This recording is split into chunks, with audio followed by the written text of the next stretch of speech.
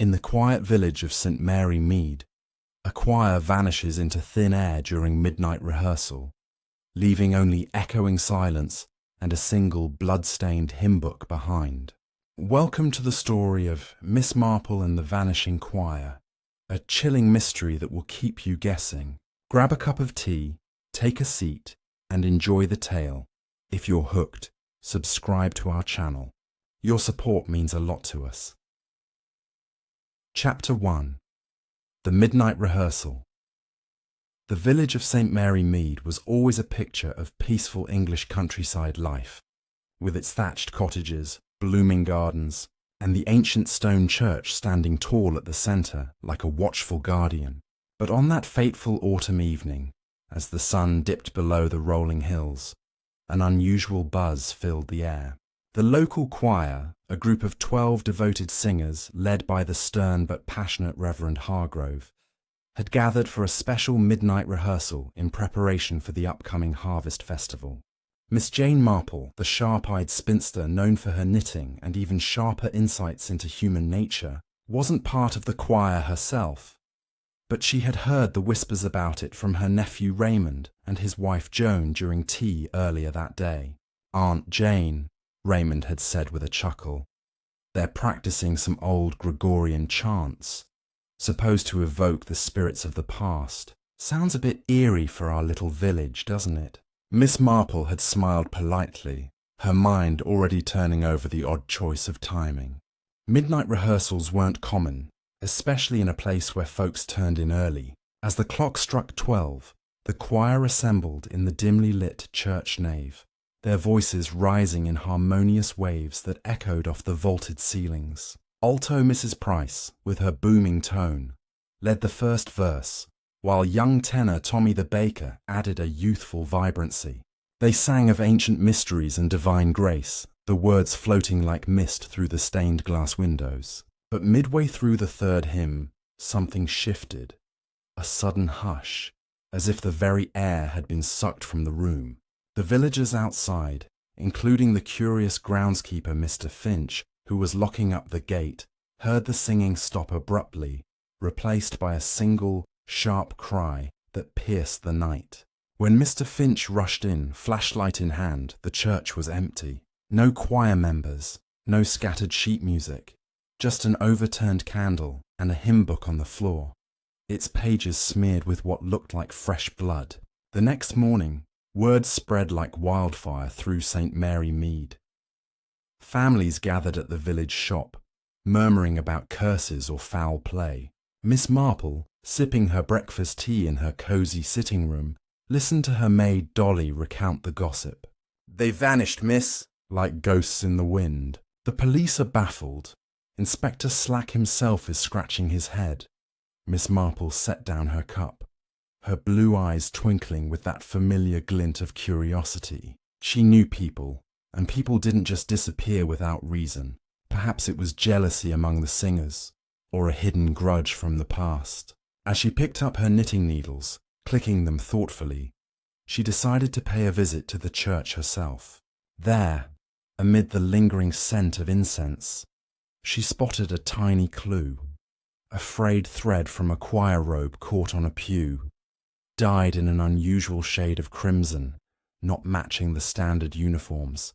It was a small thing, but to Miss Marple, small things often unravelled the biggest secrets. For example, she recalled a similar case years ago in Chipping Cleghorn, where a misplaced button led to exposing a murderer.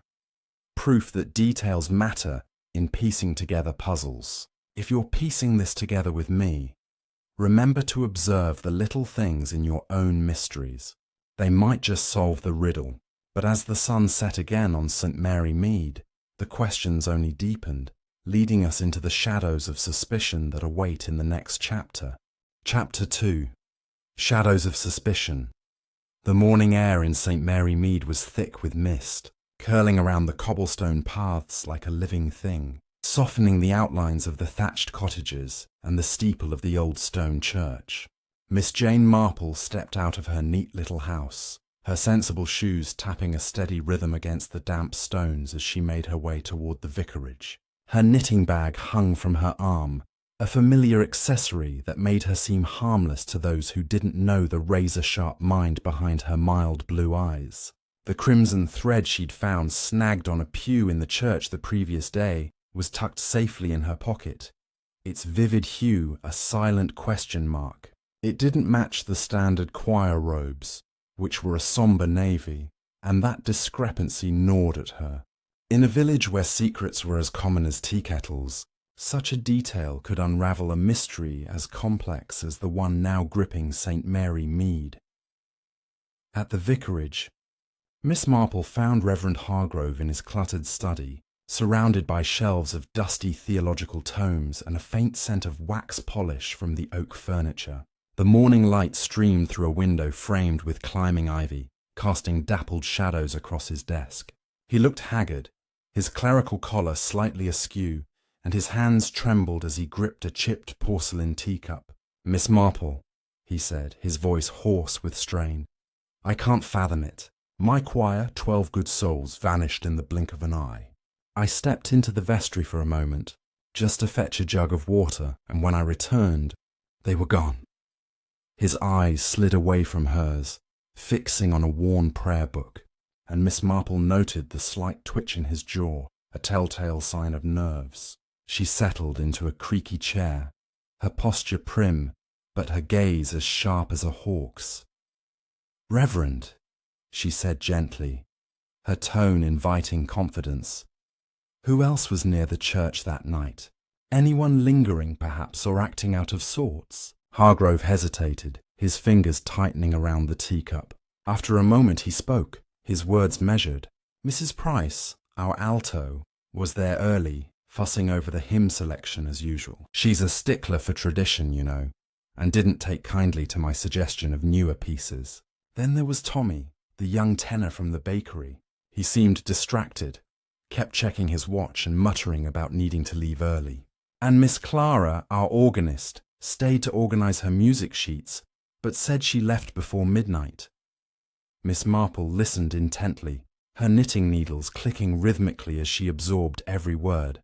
Hargrove's hesitation, the way his eyes avoided hers, suggested he was holding something back, perhaps a detail he feared would cast suspicion.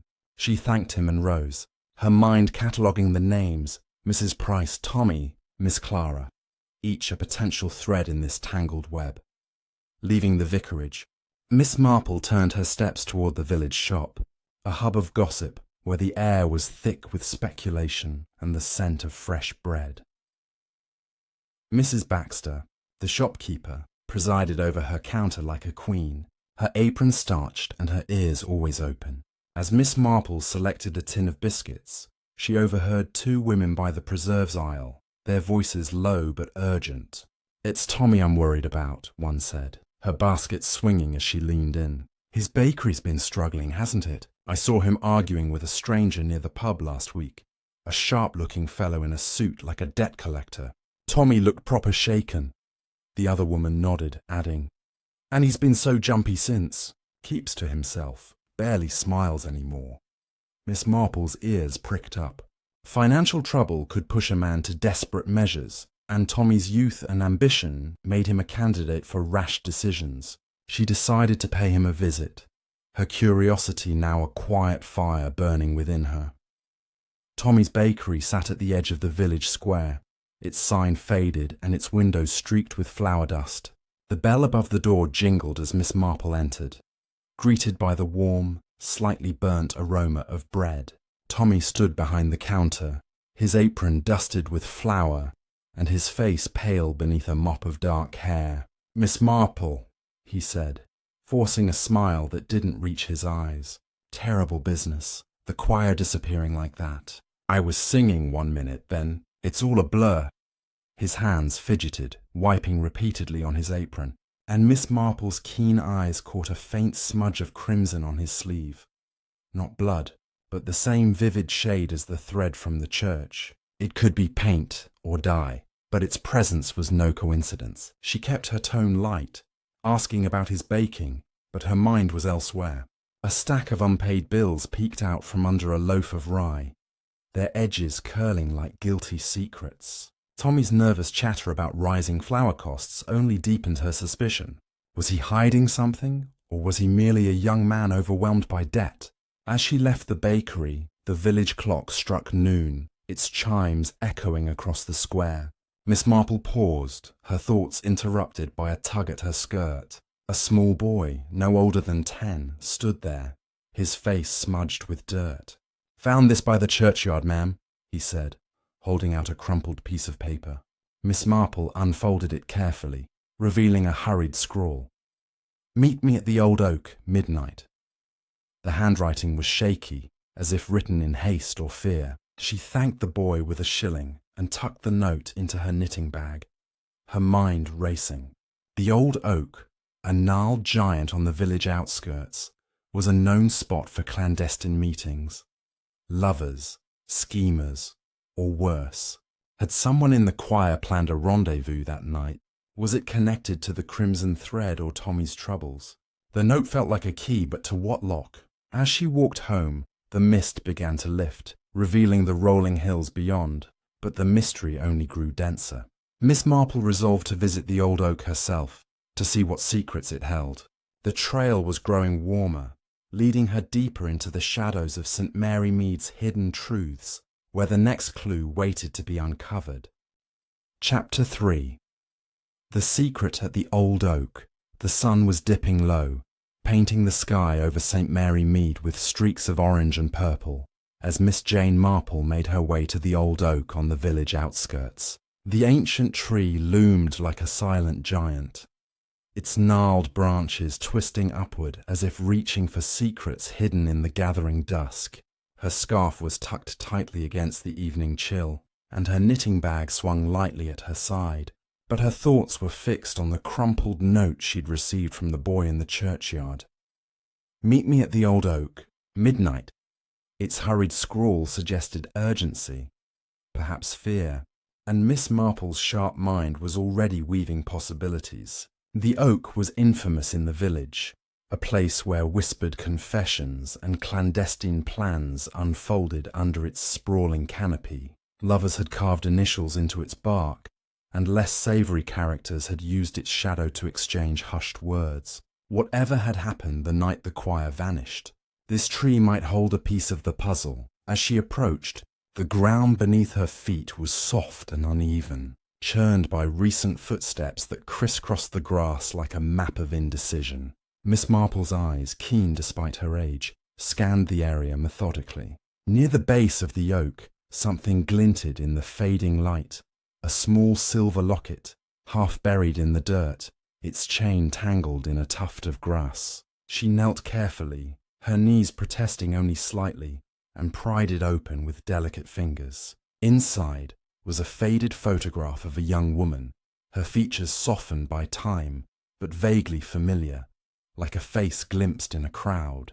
Could it belong to someone in the choir, or perhaps the stranger seen arguing with Tommy? Miss Marple tucked the locket into her pocket, its cool metal a weighty reminder of the mystery's growing complexity. Standing, she noticed a broken twig nearby, its fresh snap suggesting recent passage, and a faint trail of disturbed earth leading toward the riverbank beyond the tree.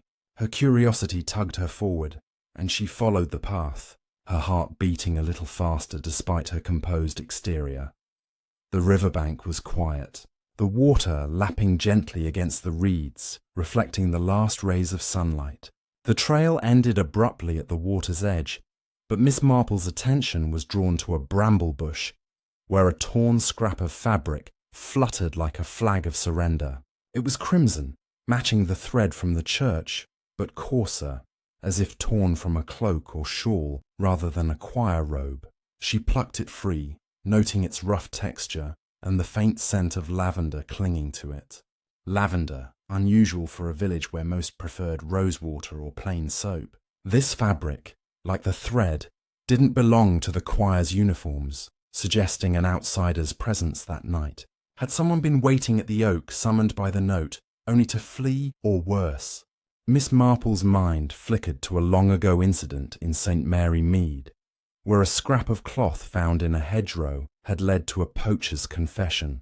Small things she knew, often hid large truths. Returning to the village, she decided to stop by the post office, where Miss Hartnell, the postmistress, was sorting letters with her usual fervour. The post office was a cramped space, its walls lined with pigeonholes stuffed with envelopes, and its air heavy with the scent of ink and paper. Miss Hartnell, a wiry woman with a penchant for gossip, looked up as Miss Marple entered, her eyes gleaming with the promise of news. "Oh, Miss Marple, isn't it dreadful about the choir?" she began, barely pausing for breath. "Some say it's a curse from those old chants they were singing. Others think they've run off to London for a shot at fame." Miss Marple smiled thinly, steering the conversation with practised ease. "Quite a mystery," she agreed, producing the locket from her pocket. "Have you seen anything like this before?" Miss Hartnell squinted at it, her face lighting up with recognition. "Why, that's like the one Mrs. Price always wore. Always fiddling with it during rehearsals, she was, like it was her good luck charm. Never saw her without it." This was a revelation. Mrs. Price, the alto with the commanding voice, hadn't mentioned losing something so personal, and her silence was telling. Was the locket left at the oak deliberately, or had it been torn from her in a struggle?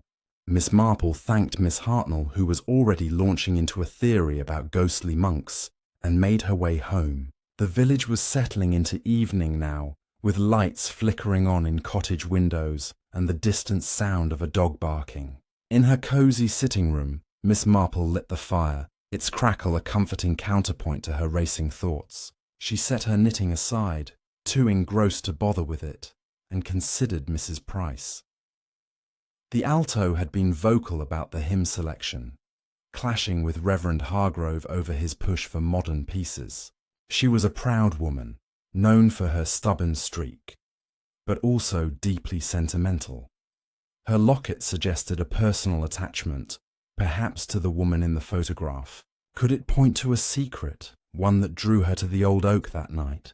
As the firelight danced across the room, Miss Marple's thoughts turned to the riverbank. It was a place where things could be hidden, letters, belongings, or even truths too heavy to carry. The crimson fabric and the locket were pieces of a larger picture, but they didn't yet fit together. She recalled Mrs. Price's sharp words at a village meeting last month, defending the choir's traditions against newfangled nonsense.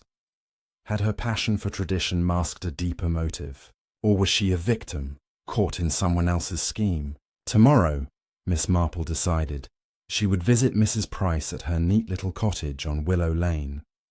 A polite chat over tea might reveal whether those powerful alto notes hid a sharper secret. The mystery was unfolding like a melody, each note building on the last, and the path to Mrs. Price's door promised to lead deeper into the heart of St. Mary Mead's hidden truths. Chapter 4. The Alto's Secret. The morning sun broke through the clouds over St. Mary Mead, casting a soft glow on the tidy cottages and their blooming gardens. Miss Jane Marple set out for Willow Lane, where Mrs. Price lived in a quaint house with lace curtains and a rose trellis framing the door. Her knitting bag was slung over her arm, a familiar prop that put people at ease, but her mind was alert, turning over the locket found at the old oak and the coarse crimson fabric from the riverbank. Mrs. Price, the choir's formidable alto, was a key figure now.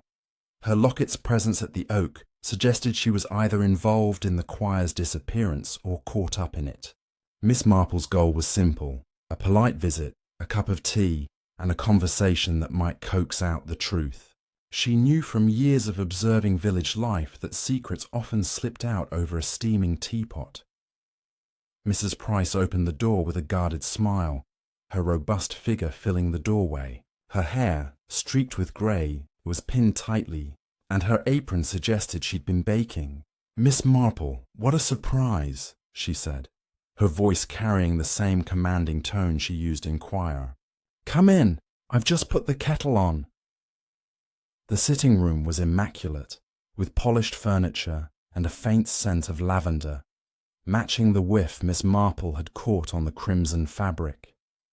They settled with tea and scones, and Miss Marple began with gentle pleasantries. commenting on the roses outside. But her eyes were sharp, noting Mrs. Price's hands, which fidgeted with a napkin, and the absence of the familiar locket around her neck. "I heard you were quite particular about the hymns for the festival," Miss Marple said, her tone light. "Such dedication to tradition must mean a great deal to you." Mrs. Price's smile tightened. "Oh yes, those old chants are the soul of the choir. Reverend Hargrove's new ideas. Well, they don't sit right with everyone." Her words were clipped, and Miss Marple caught a flicker of unease in her eyes. Steering the conversation, she mentioned the locket, describing it vaguely as something she'd heard about in the village. Mrs. Price's face paled, her teacup clattering slightly against its saucer. "My locket?" she said too quickly. "I lost it weeks ago. Must have dropped it somewhere."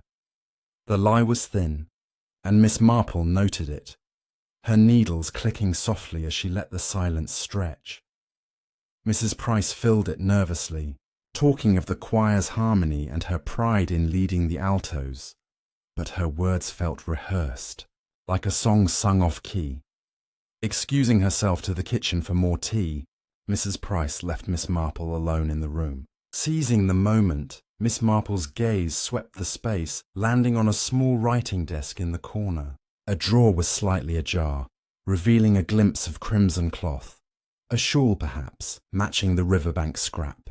Before she could investigate further, Mrs. Price returned, her composure restored, but her eyes wary. Miss Marple shifted tactics, asking about the midnight rehearsal. "It was an odd time, wasn't it?" she mused. "Did everyone stay until the end?" Mrs. Price hesitated, then said, "Most did." Tommy was fidgety, kept checking his watch. "And Miss Clara left early, said her organ was out of tune." Her voice held a hint of accusation, deflecting attention, and Miss Marple stored it away. She thanked Mrs. Price and left, the scent of lavender lingering in her mind. Outside, the village was bustling with midday activity, children playing, carts rattling by. But Miss Marple's thoughts were elsewhere. Mrs. Price's lie about the locket, the crimson shawl in her drawer, and her quickness to point fingers at Tommy and Miss Clara suggested she was hiding something. Was it guilt, fear, or something deeper? Miss Marple recalled a long-ago scandal in St. Mary Mead, where a woman's nervous chatter had revealed her role in a theft. People she knew often betrayed themselves in the smallest ways. As she walked, she passed the church, where groundskeeper Mr. Finch was raking leaves. On impulse, she asked if he'd seen Mrs. Price near the oak recently. He scratched his head, then nodded. "Aye, saw her there a few nights before the rehearsal, looking all furtive. Thought she was meeting someone, but I didn't stick around." This was new. Mrs. Price at the oak before the disappearance, combined with the note and the locket, painted a picture of secrecy. Had she been planning something, or was she drawn into someone else's scheme? Miss Marple's mind turned to the photograph in the locket, the young woman's face, so familiar yet elusive. Perhaps it held the key to Mrs. Price's agitation. As the sun dipped lower, casting long shadows across Willow Lane, Miss Marple decided her next step was to learn more about that photograph, perhaps by visiting the village hall's photo archives. The mystery was deepening. Each clue a note in a complex melody, leading her toward the truth hidden in the faces of the past. Chapter 5. Faces from the Past. The afternoon sun bathed St. Mary Mead in a golden haze as Miss Jane Marple made her way to the village hall, a modest brick building nestled between the pub and the butcher's shop. Her knitting bag swung lightly at her side, but her thoughts were heavy with the clues piling up. The crimson shawl in Mrs. Price's drawer, her lie about the locket, and Mr. Finch's sighting of her near the old oak before the choir's disappearance. The photograph inside the locket, with its hauntingly familiar face, was the thread Miss Marple now followed. She knew the village hall kept a haphazard archive of photographs, faded snapshots from festivals, weddings, and choir events, stored in dusty albums by the Women's Institute. If that young woman's face appeared in those pages, it might reveal why Mrs. Price was so guarded, and perhaps why the choir vanished into the night. Inside the hall, the air was cool and smelled of old paper and polished wood.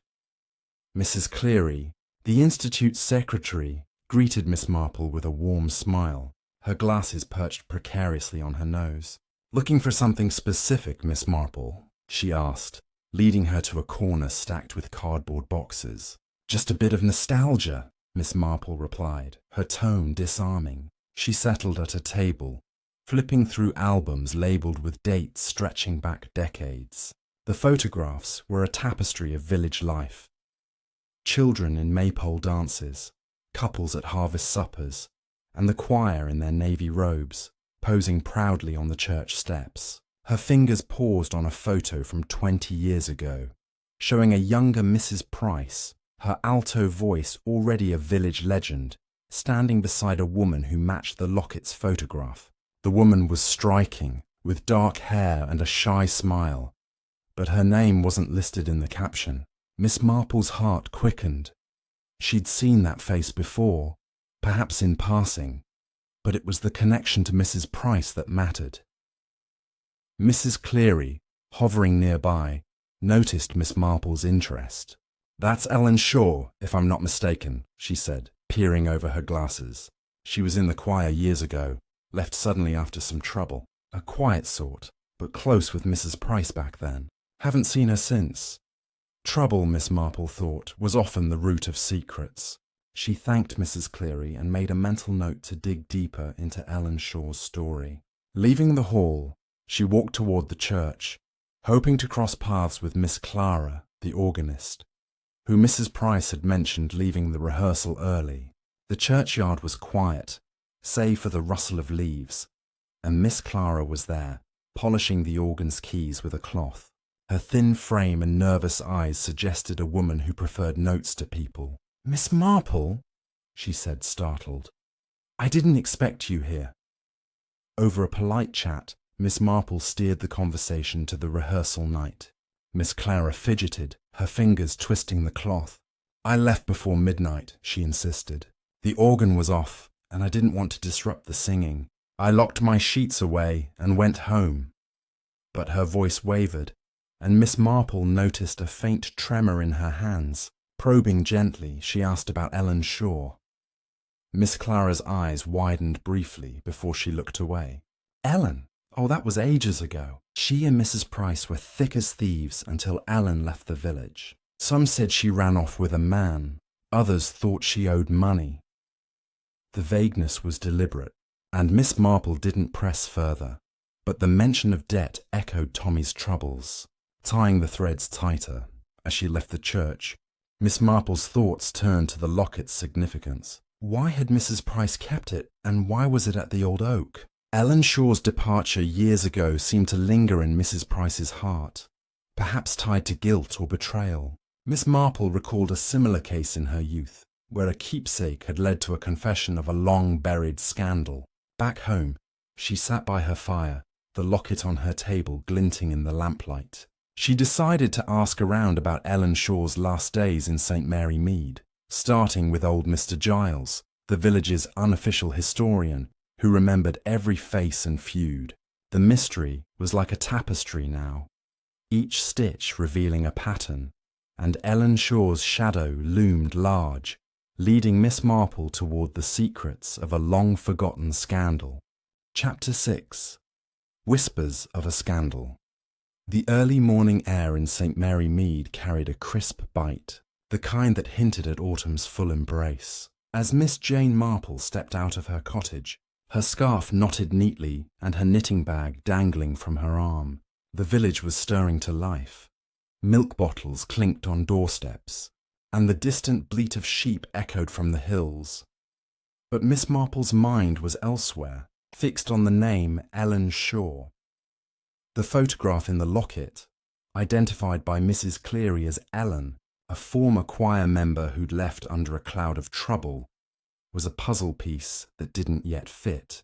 Its connection to Mrs. Price, the crimson shawl, and the note about the old oak suggested a secret buried in the village's past, one that might explain the choir's eerie disappearance. Miss Marple's destination was the home of Mr. Giles, the village's unofficial historian, whose memory for faces and feuds was as sharp as the hedgerows lining the lanes. If anyone could shed light on Ellen Shaw's departure, it was him.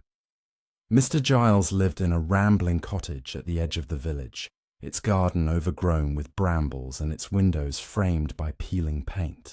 He welcomed Miss Marple with a creaky smile, his eyes twinkling behind thick spectacles as he ushered her into a parlour crammed with books, maps, and yellowed photographs. The air smelled of pipe smoke and mildew, and a fire crackled in the grate, casting flickering shadows across the cluttered room. "Miss Marple, always a pleasure," he said, settling into a worn armchair. "I hear you're poking about that choir business. Nasty affair, that."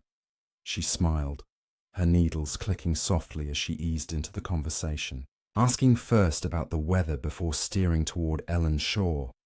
Mr. Giles's face lit up with recognition, his voice dropping to a conspiratorial whisper. "Ellen Shaw. Now there's a name I haven't heard in years." Lovely girl, sang like an angel in the choir, but she left in a hurry. 20 years back. There was talk, scandal. He leaned forward, his pipe forgotten. Ellen was close with Mrs. Price. Lillian, we called her then. They were inseparable, always giggling at rehearsals or whispering in the churchyard. But Ellen got mixed up with a fellow, a charming sort from out of town. Name of Victor Crane, if I recall. He was a travelling salesman, all smooth talk and slick suits, but he had debts, bad ones. Rumour was Ellen got tangled in his troubles. Some said she helped him hide stolen goods. Others thought she lent him money she didn't have. When Victor vanished, so did Ellen, leaving Lillian heartbroken. Folks thought she'd run off with him, but I always wondered if there was more to it. Miss Marple listened intently, her mind cataloguing details. A salesman with debts, a sudden departure, shades of Tommy's recent argument with a sharp-suited stranger. Could history be repeating itself? Thanking Mr. Giles, Miss Marple strolled back through the village, her thoughts swirling like the leaves skittering across the path. Ellen's scandal, tied to debts and a mysterious man, felt like a mirror to the present, with Tommy's financial woes and the crimson clues pointing to Mrs. Price. She decided to revisit the church, hoping to uncover more about the night of the rehearsal.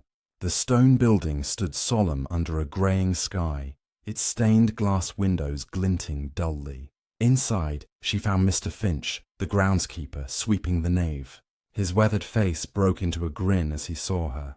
"Back again, Miss Marple? You're like a hound on a scent," she chuckled, asking if he'd noticed anything odd around the church before the disappearance, perhaps involving Mrs. Price or Tommy. Mr. Finch leaned on his broom, scratching his chin. "Well, now you mention it, I saw Mrs. Price near the vestry door a few days before, talking to a man I didn't know. Tall, dark coat, kept his hat low. Looked like they were arguing, but I couldn't hear much. She seemed proper upset, though." Miss Marple's pulse quickened. Another stranger, another argument. This one linked to Mrs. Price. She asked about Tommy, and Mr. Finch nodded. "Aye, he was here too, same day, hanging about the churchyard. Looked nervous, kept glancing over his shoulder, thought he was just fretting about his bakery. But maybe not. The pieces were piling up. Ellen's past, Mrs. Price's secrecy, Tommy's debts, and now a mysterious man tied to both. As she left the church, Miss Marple paused by the hymn book stand, where the blood-stained pages had been found. The police had taken the book, but she examined the spot, noticing a faint scratch on the wood, as if something heavy had been dragged across it. It was a small thing, but Miss Marple knew small things often led to big revelations. She recalled a case in St. Mary Mead years ago, where a scratched table had pointed to a hidden compartment. Could the church hold such a secret? Her eyes scanned the nave, landing on the vestry door, where Mrs. Price had been seen arguing. It was worth a closer look, but not today. The light was fading, and the village was settling into evening, with chimney smoke curling into the sky. Back home, Miss Marple sat by her fire, the locket on her table gleaming like a silent witness, Ellen Shaw's scandal, Mrs. Price's lies, and the shadowy stranger wove a tangled web. But the scratch in the church hinted at something more tangible, a physical clue perhaps, hidden in plain sight. She decided her next move was to inspect the vestry, but first, she'd need to speak with someone who knew the church's secrets better than anyone. Miss Clara, the organist, whose nervous demeanour suggested she saw more than she admitted. The mystery was like a fugue now, each voice overlapping, building toward a crescendo, and Miss Clara's hesitant notes might just hold the key to the next revelation. Chapter 7. Echoes in the Vestry. The twilight shadows lengthened across St. Mary Mead as Miss Jane Marple approached the church once more, her steps measured and purposeful despite the chill seeping through her coat. The ancient building loomed against the fading sky, its spire a dark silhouette pierced by the first stars. Her mind was a whirl of connections. Ellen Shaw's scandalous departure with Victor Crane, the debts that mirrored Tommy's current plight, Mrs. Price's furtive argument near the vestry, and that intriguing scratch on the hymn book stand, suggesting something, or someone, had been moved in haste. Miss Clara, the organist with her nervous habits and early departure from the rehearsal, was the next link in this chain. Miss Marple had seen how Miss Clara's fingers trembled on the organ keys, a sign of hidden burdens, and she suspected the woman knew more about the church's inner workings than she let on.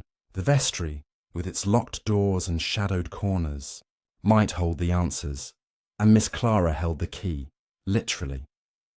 The church door creaked open under Miss Marple's hand, revealing the nave bathed in the soft glow of a single lantern Miss Clara had left burning. The organist was at her post, her slender fingers running lightly over the keys, producing a faint, melancholic melody that echoed off the stone walls like a sigh. She looked up as Miss Marple entered, her face a mask of surprise, the lantern light catching the worry lines etched around her eyes. Miss Marple so late? The evening service isn't until tomorrow. Miss Marple smiled gently, settling onto a pew near the organ. I won't keep you long, dear. Just a few questions about the church. It's such a comforting place, isn't it? All those nooks and crannies holding memories. Miss Clara's playing faltered, a discordant note hanging in the air before she closed the keyboard lid with a soft thud. Memories, yes, she murmured, her voice barely above a whisper. But some are best left buried. Miss Marple wasted no time, her tone warm but probing. You mentioned leaving the rehearsal early that night, due to the organ being out of tune. Did you notice anything unusual in the vestry? Mrs. Price was seen there, arguing with a stranger, you know. Miss Clara's hands clasped together in her lap, knuckles whitening. She glanced toward the vestry door, a heavy oak panel reinforced with iron bands, its lock gleaming dully. The vestry, I don't go in there often. It's Reverend Hargrove's domain mostly. But yes, I saw Mrs. Price that evening before the singing started. She was at the door, speaking to a man in a dark coat. He had a foreign look about him, sharp features like he didn't belong in our village. They were whispering, but I caught a word or two. Payment and Ellen. I didn't linger. It felt private. Ellen, the name again, tying back to the locket and the scandal. Miss Marple leaned forward, her eyes keen. Payment for what, do you think? And this man, did he resemble anyone from the past? Miss Clara hesitated, her gaze drifting to the stained glass windows, where moonlight now filtered through in fractured colours. I'm not sure, but years ago, when Ellen left, there was talk of Victor Crane owing money to shady types, gamblers perhaps from the city. This man reminded me of that sort, urgent, demanding. Mrs. Price looked frightened, but defiant. After he left, she slammed the door and joined us for rehearsal. But her voice was off, shaky even for her. The pieces clicked, debts from the past resurfacing, perhaps through Victor Crane's old associates, pulling Mrs. Price, and now the choir, into danger. Miss Marple pressed on, asking about the scratch on the hymn book stand. Miss Clara's eyes widened. The stand? I haven't noticed, but the vestry has a hidden panel, you know, old, from the church's founding. Reverend Hargrove uses it for valuables, chalices, donations, but it's locked tight. Only he and I have keys. A hidden panel, explaining the drag marks, perhaps where something had been stashed or retrieved in panic. Rising, Miss Marple suggested they take a look. Her curiosity piqued. Miss Clara fumbled with a ring of keys from her pocket, her hands shaking as she unlocked the vestry door. The room beyond was dim and musty, shelves lined with robes, candlesticks, and stacks of sheet music. A narrow table stood against one wall, and beside it, a section of panelling that seemed slightly askew. Miss Clara pointed, her voice trembling. There. Push the carving of the oak leaf. Miss Marple did so, and with a soft click, a small compartment swung open, revealing a dusty interior, empty save for a few cobwebs. But on the floor inside, half hidden by shadow, lay a crumpled envelope, its seal broken. Miss Marple retrieved it carefully, unfolding the paper to read a typed note. The debt is due. Bring the choir's fund by midnight, or Ellen's secret goes public. VC? Victor Crane? Or a successor? The date was recent, just days before the disappearance. Miss Clara gasped, covering her mouth. The choir's fund? Reverend Hargrove mentioned it was short. Donations for the festival. Mrs. Price handled the collections sometimes. If this is about Ellen, she and Mrs. Price were like sisters. When Ellen ran off, Lillian swore to protect her reputation, even if it meant covering debts. Tears welled in Miss Clara's eyes as the words tumbled out. I overheard them once years ago. Ellen had borrowed from the church fund to help Victor, thinking she could pay it back. But he vanished, and the shortfall was blamed on a thief. Mrs. Price took the blame quietly, paid it off over time. If this man is back, threatening to expose it. The scandal wasn't just history, it was alive, festering, and now entangled with the present. The choir's vanishing, perhaps a cover for stealing the fund, or silencing witnesses to the debt. As they closed the panel, Miss Clara confessed more, her voice breaking the silence of the vestry. That night, during rehearsal, I saw Tommy slip into the vestry briefly. He looked desperate, like a man cornered. And the stranger, after arguing with Mrs. Price, he lurked outside, watching. When the singing stopped, I thought it was the end of practice. But then the cry. I ran home, too scared to look back. Miss Marple nodded, piecing it together. Tommy, pressured by his own debts, perhaps coerced by the same man. Mrs. Price protecting an old secret. The choir caught in the crossfire. The blood-stained hymn book, maybe from a scuffle over the fund. Thanking Miss Clara, who promised to keep their discovery quiet, Miss Marple left the church, the envelope tucked into her bag. The night air was crisp, carrying the scent of damp earth, and the village lights twinkled like wary eyes. Back in her cottage, Miss Marple examined the note by lamplight, its implications vast. Victor Crane, or someone using his initials, was pulling strings from the shadows, using Ellen's ghost to extort money. But why the entire choir? To create chaos, a diversion for the theft. She recalled Inspector Slack's frustration earlier that day, grumbling about no leads. Perhaps it was time to share this, but selectively. Village matters were best handled with care. As the clock ticked toward midnight, Miss Marple's thoughts turned to Tommy. His bakery troubles made him vulnerable, a pawn in this game. Tomorrow she'd confront him directly, but first, a visit to Reverend Hargrove about the missing fund. The mystery was resonating now, like organ pipes swelling in harmony, each echo revealing deeper layers, and the path to Tommy's doorstep promised to strike the next chord in this unfolding symphony of deceit. Chapter 8. The Baker's Burden. The morning in St. Mary Mead dawned with a heavy mist, cloaking the village in a ghostly veil that seemed to mirror the mystery enveloping it. Miss Jane Marple, wrapped in her woolen coat against the damp chill, set out for Tommy's bakery, her knitting bag a familiar companion at her side. The crumpled envelope from the vestry, with its threatening note signed VC, weighed heavily in her pocket. Its words, "The debt is due. Bring the choir's fund by midnight, or Ellen's secret goes public," echoing in her mind. Tommy, the young tenor with flour-dusted hands and a nervous demeanour, had been seen slipping into the vestry during the rehearsal, his bakery debts mirroring the financial troubles that had once ensnared Ellen Shaw.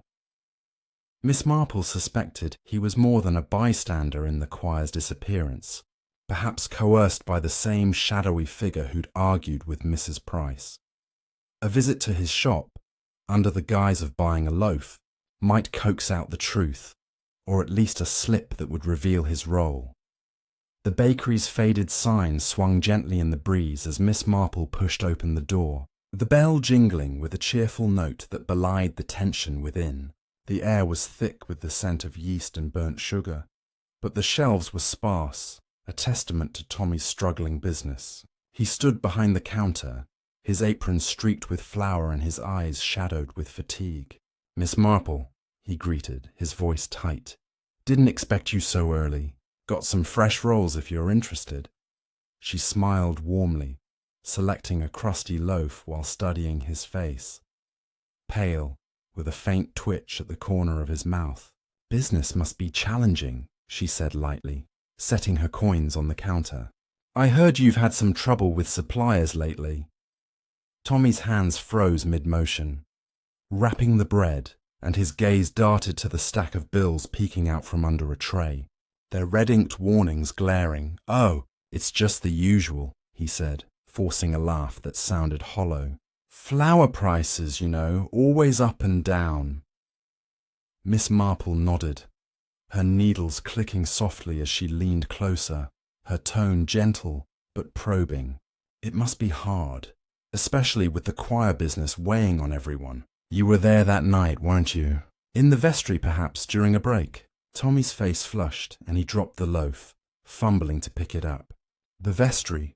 I might have gone to fetch a hymn book. Can't recall. It was all so chaotic." His eyes avoided hers, and Miss Marple noticed a faint tremor in his fingers, the same nervousness Miss Clara had shown when pressed. She changed tack, mentioning the stranger seen near the church, the one in the dark coat. "Some say he looked like a debt collector," she mused. "Have you had any visitors like that, Tommy?" The young man's composure cracked, his shoulders slumping as he gripped the counter. "Miss Marple, I don't know what you've heard, but I'm in over my head," he blurted, his voice low and desperate.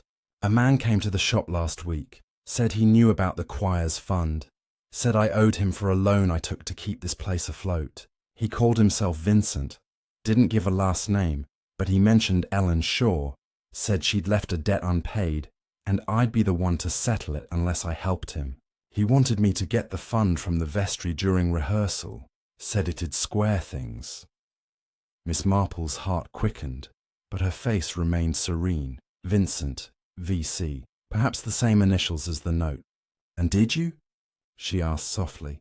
Tommy shook his head, his eyes glistening. "I tried, went to the vestry, but the panel was locked. Then I heard the cry, and everyone was gone. I swear I didn't take anything." His story rang with truth, but Miss Marple noted gaps. Why had the choir vanished if Tommy hadn't succeeded? Was Vincent behind the disappearance, using force when his plan failed? She thanked Tommy, urging him to speak to Inspector Slack, and left the bakery, her mind racing. The mist was lifting now, revealing the village square where children played and shopkeepers swept their stoops. As she walked, she passed the pub, where old Mr. Jenkins, a regular, was polishing glasses outside. On impulse, she asked if he'd seen a stranger named Vincent recently. Mr. Jenkins nodded, wiping his hands on a rag. "Aye, a week ago he was here, drinking alone. Dark coat, sharp face, asked about Mrs. Price and the choir. Said he was a cousin of someone named Ellen, looking to settle old business. Didn't like his eyes, cold, like a snake's." This confirmed it. Vincent, likely Victor Crane or a proxy, was circling St. Mary Mead, stirring up Ellen's past to extort the choir's fund. But the blood-stained hymn book suggested more than theft. Violence, perhaps, or a warning gone wrong. Miss Marple recalled a case in Chipping Cleghorn, where a desperate man had staged a disappearance to cover a theft, only to unravel under pressure. Tommy's confession was a start, but Vincent's whereabouts were key. She decided to visit Reverend Hargrove again, to confirm the state of the choir's fund, and whether it had indeed been stolen.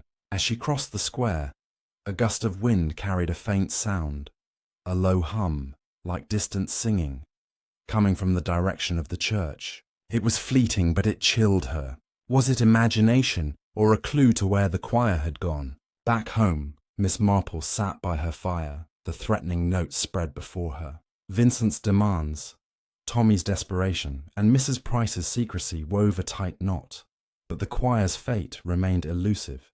The hum she'd heard lingered in her mind, a ghostly echo of the vanished singers. She resolved to check the church again, perhaps at midnight, to see if the hum returned, or if Vincent did. The mystery was like a storm now, its clouds gathering, and the church at midnight promised to be the eye where truths might finally break through. Chapter 9. Midnight. Whispers. The moon hung low over St. Mary Mead, casting a silvery glow across the sleeping village as Miss Jane Marple slipped out of her cottage, her scarf wrapped tightly against the biting night air. The faint hum she'd heard earlier that day, like distant singing drifting from the church, had lodged in her mind, stirring a restless curiosity. Her knitting bag was left behind tonight, replaced by a small flashlight tucked into her coat pocket. The threatening note signed VC.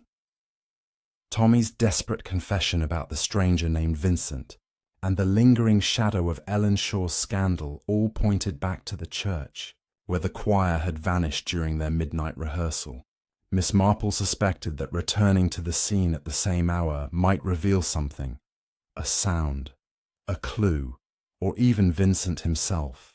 The church, with its hidden vestry panel and blood-stained hymn book, was the heart of this mystery, and she intended to listen to its whispers.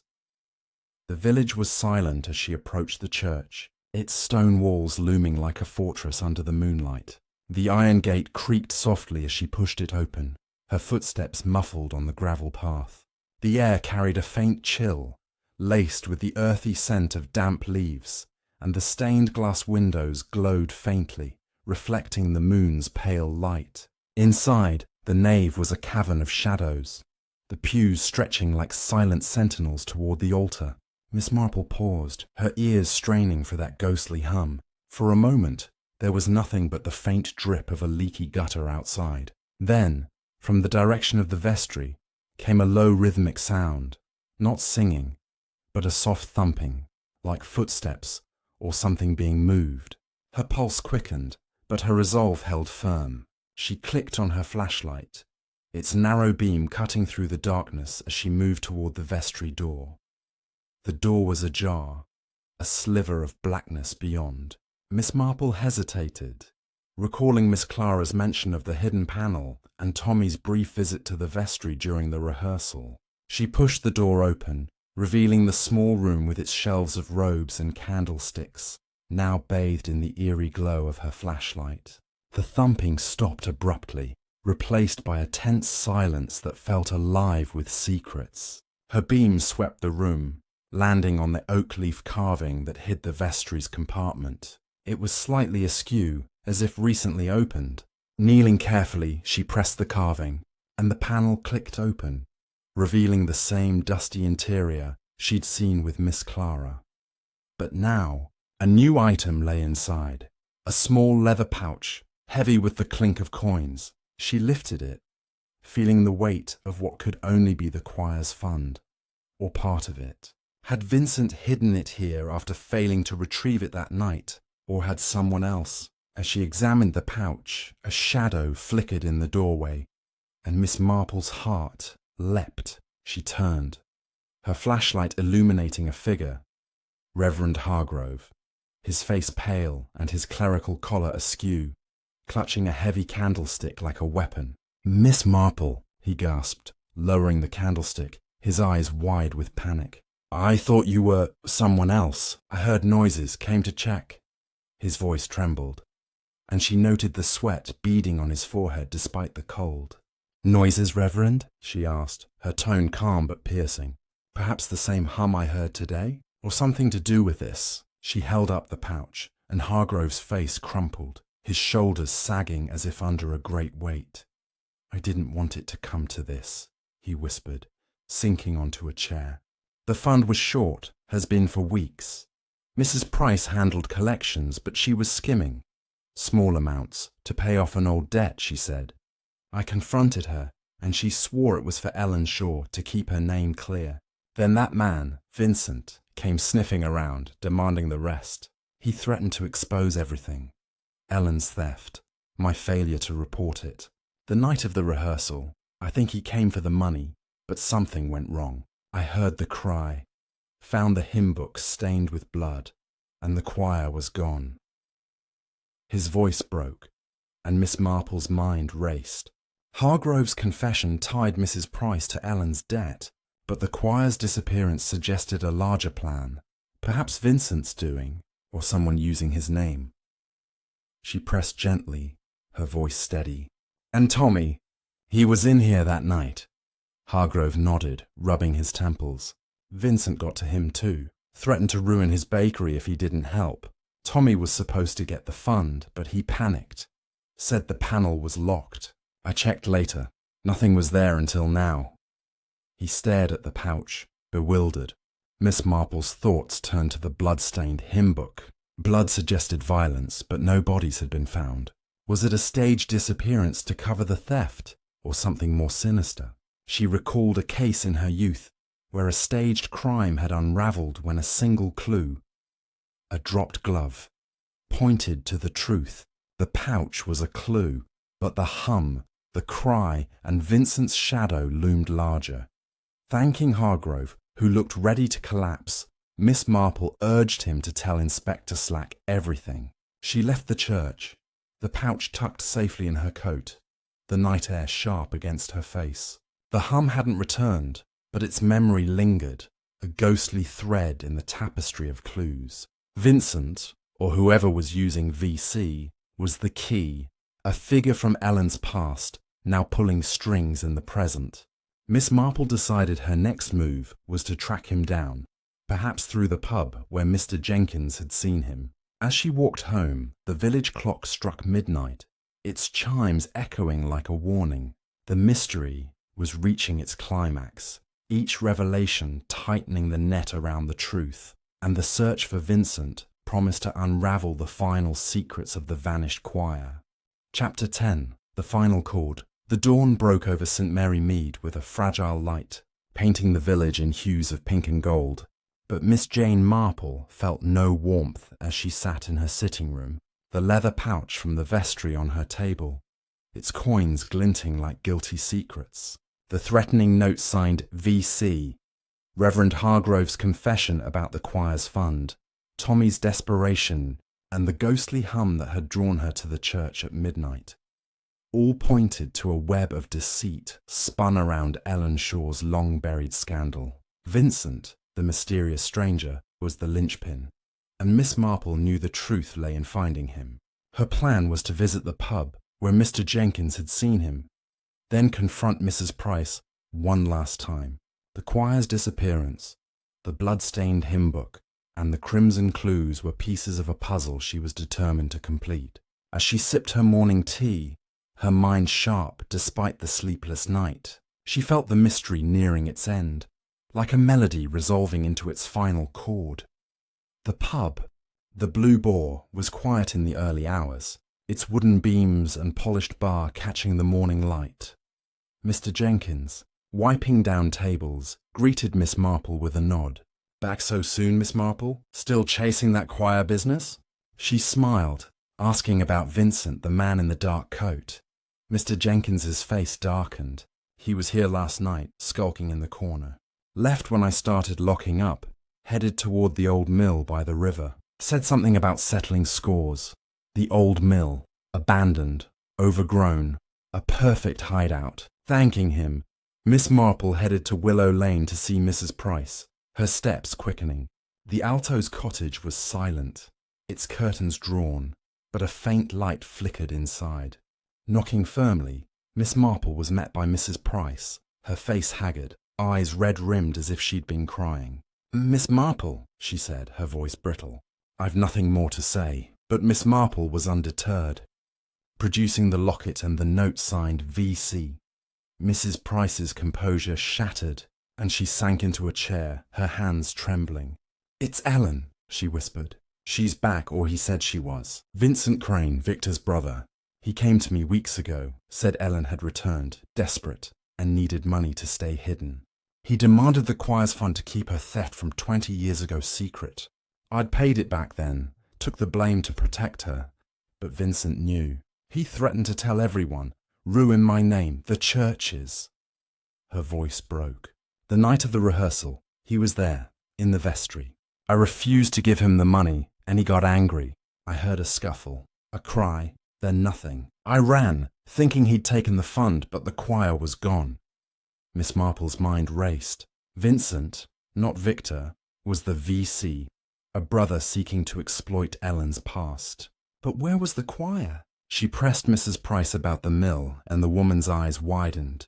Ellen used to hide there, years ago, when Victor's creditors came looking. If Vincent's there... Miss Marple left, her heart pounding, and headed for the old mill, a crumbling structure by the river, its wheel long stilled. The path was overgrown, thorns snagging her coat, but she pressed on, guided by the river's murmur. As she neared, the hum returned, faint, harmonious, unmistakably the choir. Her flashlight beam caught movement through the mill's broken windows, and she crept closer, peering inside. There, in the dusty interior lit by a single lantern, were the 12 choir members, bound and gagged, their faces pale but alive. Vincent, a tall man with sharp features and a dark coat, stood over them, a knife glinting in his hand. Tommy was there too, unbound, his face a mask of guilt. "I didn't want this," he stammered, spotting Miss Marple. Vincent whirled, his eyes cold. "You're too late, old woman. The fund's mine, and they're my leverage." But Miss Marple, calm as ever, stepped forward, her voice steady. "Vincent Crane, your brother's debts died with him. Ellen's gone. She never came back. You've been using her name to extort Mrs. Price and Tommy." Vincent laughed, but it was hollow. "Clever, but it ends here." Before he could move, a shout rang out. Inspector Slack and 2 constables, alerted by Mr. Jenkins, burst through the door. Vincent lunged, but Tommy tackled him, redeeming his earlier weakness. The choir was freed, their voices hoarse as they explained. Vincent had lured them to the mill with a fake message about a secret performance, then bound them, demanding the fund. The blood on the hymn book was his own, from a cut during the scuffle when Mrs. Price resisted. Ellen Shaw was indeed gone, likely dead, her locket a relic Mrs. Price had kept out of love and guilt. Vincent had fabricated her return to manipulate the village's old wounds. As the constables led Vincent away, Miss Marple returned to her cottage, the choir safe, the fund recovered, and the mystery solved. The crimson thread, the locket, the note, all were echoes of a past scandal twisted by greed. She sat by her fire, knitting resumed, reflecting on human nature's complexities. The choir would sing again, and St. Mary Mead would heal. But she knew secrets would always linger in its quiet lanes. As the village clock chimed, she smiled, content that this melody had found its resolution. If you've enjoyed this tale, grab a cup of tea and subscribe to our channel. Your support means the world to us. Comment below with your thoughts, and stay tuned for more mysteries from St. Mary Mead.